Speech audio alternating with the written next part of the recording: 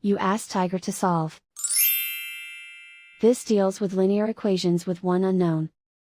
The final result is x equals -13.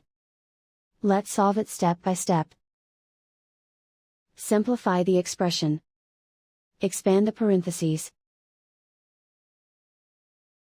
Simplify the arithmetic. Group all constants on the right side of the equation.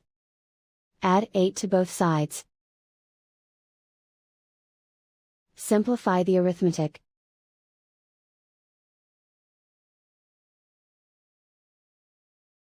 Isolate the x. Divide both sides by -2. Cancel out the negatives. Simplify the fraction. Move the negative sign from the denominator to the numerator.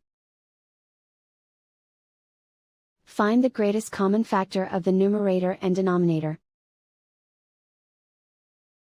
Factor out and cancel the greatest common factor. And so the final result is x equals -13.